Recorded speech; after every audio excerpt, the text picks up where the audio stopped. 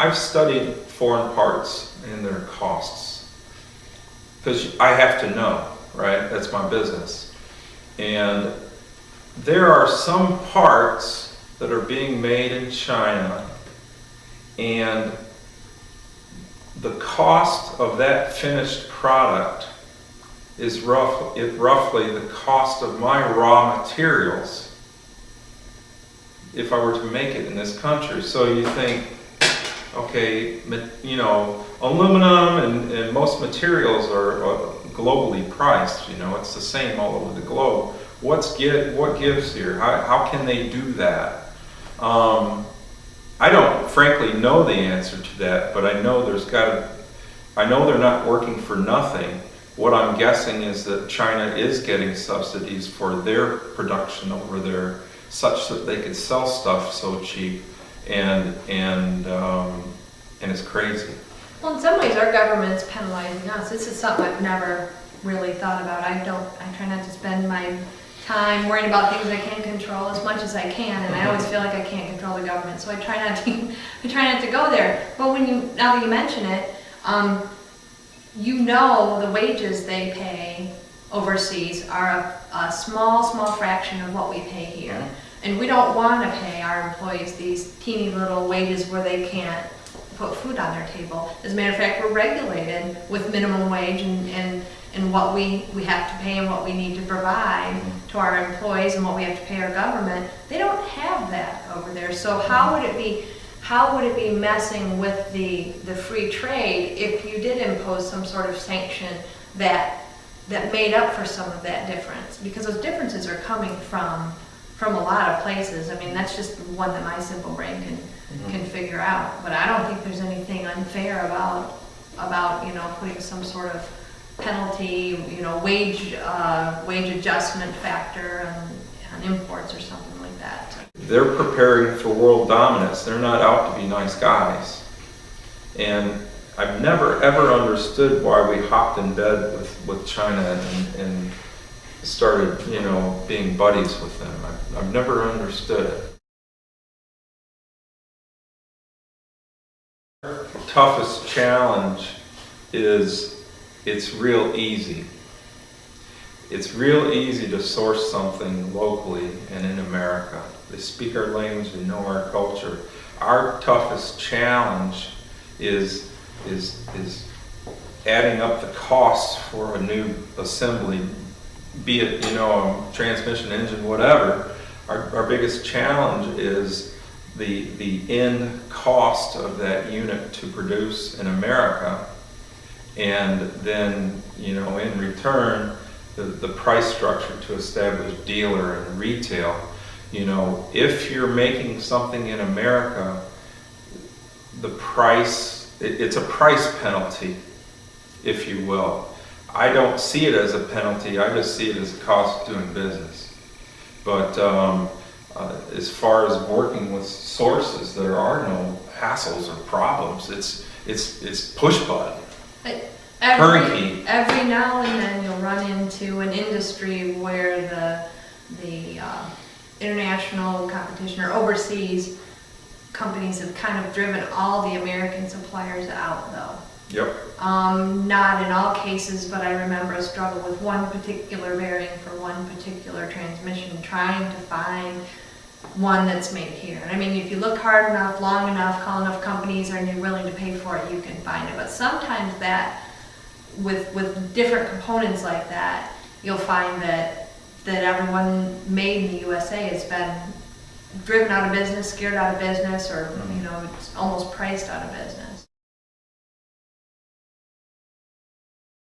Look at any time this country's been in a big recession or the Great Depression, what ultimately brought the country out of it, and it's been manufacturing every time.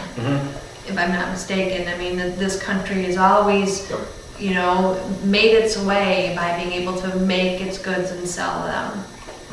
And that's changed. I think this one's going to be harder to dig out of because the manufacturing base is still so weakened and struggling. And it takes so many years to develop a competent manufacturing base. So once it's gone, And if someone wakes up tomorrow and decides to rebuild a manufacturing base, it may take 15 to 20 years. Baker Drivetrain is 10,000% times more competent in what we do than where we were 10 years ago.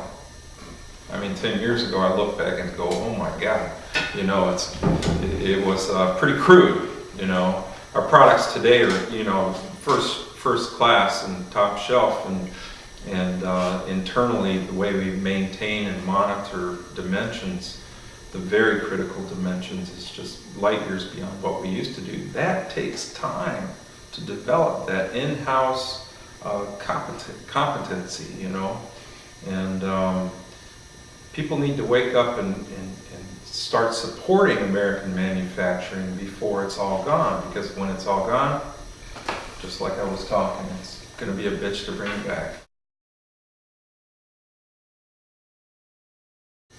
Even worse, in my little one-horse town,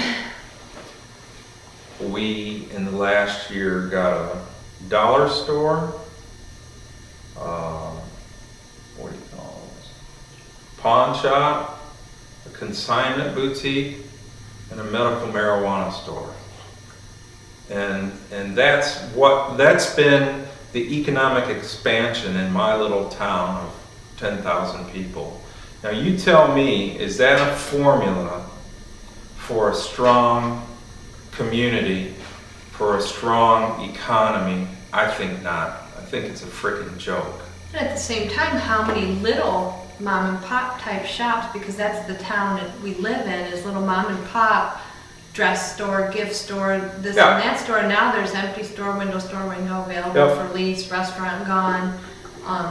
You know, so those kinds of mom and pop businesses are moving out, and then we get this little strange ones. Yeah, strange ones. And you know, people now drive, you know, 10 miles to you know, the box stores, and you waste 20 minutes talking to a 19-year-old kid that doesn't know his ass from a hole in the ground, and you're asking him about questions on a $1,500 flat screen TV, and he don't know how to wipe his own ass. So, you know, I'm so frustrated with the competency of the people who work in box stores, and furthermore, they don't care, you know. It's just, you can tell I'm frustrated. You can't depend on anybody in a box store anymore. So if you're forced to go to a box store, not Walmart, or let's say another one, and you buy an electronics product, the only way to buy these days is to do your own research online, make yourself smart, walk in the damn store and say, I want that one. This is where we're going as a company. We will continue to purchase all of our components and get them manufactured in America. I would say our American purchase rate is about 98%. There are 2% that come overseas. Of those 2%, we're working right now to make them go away such that we're 100%. Like Lisa said, in 2% of the case, all the competent manufacturing in this country has been lost. To be all American made, it is my hope that people support what we do. In other words, everybody out there, when it comes time to buy a 5 or 6 speed or a clutch or a primary, whatever, you know, at least consider us as a choice. And when you write down the product and the cost and, you know, an overseas equivalent, think about that cost differential and what it could do to the America you live in. If you don't give a rat's ass about America, then go ahead and buy the overseas unit, but I'd recommend you get the fuck out of my country, okay? But if you care about America, if you like camping in our state parks, if you like using our highways and our infrastructure, you need to support what we have going on here, because mark my words, we have the best country in the world. I've traveled. I've been to Japan, Germany, Italy, Mexico. We have the best country in the world, and it might not be like that forever. It could be, we could turn into a third world country 200 years from now. I don't want that for my successors, my children, grandchildren. On a personal level, I'm a Corvette man. I like my Corvettes. I also admire Porsches, you know, Italian cars. I admire everything over there. I have a lot of respect for what the Germans do. Would I like an all-wheel drive twin-turbo Porsche? Hell yeah. They're very fine cars. They're good cars, well designed, but I will never buy one for the simple reason that I can't send my money over there. I don't want to. I will continue to buy American-made products in my hardware store, American cars, and I will just try to convey that to my children, which they got the message loud and clear. We have 20 people in-house, and because we can be very, very small and lean as a company because of that, if we were to do everything that is done, if we were to do that in-house, Baker Drivetrain would be about 90 to 100 people. So with our suppliers and us, 90 to 100 families are impacted by what we do here.